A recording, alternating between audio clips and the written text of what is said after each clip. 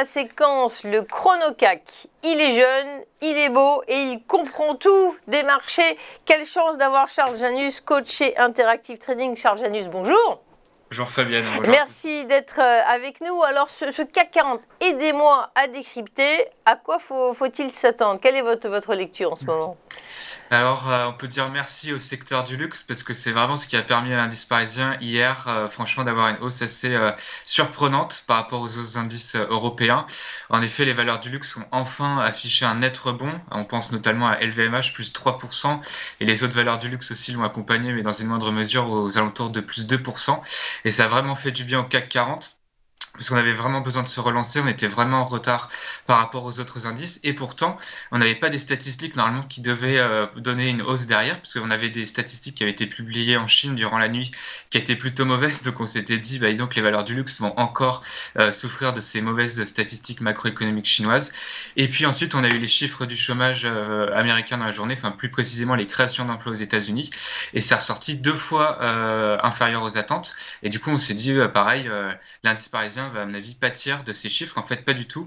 À mon avis, il faut analyser ça d'une autre manière en se disant que les opérateurs sont même rassurés d'avoir des chiffres qui sont moins bons que prévus sur les créations d'emplois aux États-Unis, pour la simple et bonne raison que ça va retarder sûrement le tapering aux États-Unis, et donc on va encore avoir des liquidités un petit peu plus longtemps sur les marchés, donc ça a rassuré sûrement les marchés sur ce volet-là.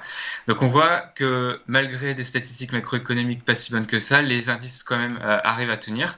Et maintenant, d'un point de vue technique, c'est aussi très intéressant parce que l'indice parisien, il a enfin donné une accélération. Alors rien n'est encore fait, mais on a déjà des premiers signaux intéressants. On a réussi à combler le gap qui faisait office de résistance jusqu'à présent. On est pile poil sur sa borne haute à 6758 points. Et maintenant, l'enjeu d'aujourd'hui, ça va être de briser ce niveau à la hausse et ensuite d'essayer d'accélérer vers les records annuels.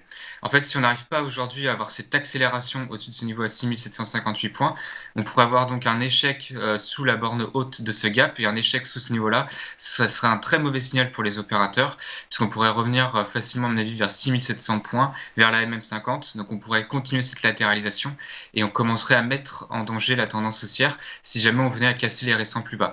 Mais donc aujourd'hui, préservation du niveau et surtout accélération pour les opérateurs, c'est ce qui va permettre à l'indice parisien de tenir. Attention, en fin de semaine, vous avez d'autres statistiques sur le marché du travail américain qui vont être publiées. Donc les premières créations d'emplois qui ont été publiées hier n'étaient que le début. Il va falloir suivre les prochaines statistiques aujourd'hui et surtout vendredi avec le NFP pour s'assurer que les statistiques autour de ce marché du travail américain ne s'accélèrent pas. Parce que si jamais on avait des chiffres contradictoires, le marché pourrait alors se retrouver entre deux chaises, à savoir si le tapering pourrait accélérer ou pas. Donc voilà, tous les éléments qu'il faut prendre en compte pour cette séance et pour la fin de semaine sur l'indice parisien. Merci beaucoup Charles, c'est très clair, alors que à la Bourse du Paris, une ouverture atone en ce jeudi matin. Dans un instant, c'est la séquence des Market Movers, c'est pas fini, restez avec nous.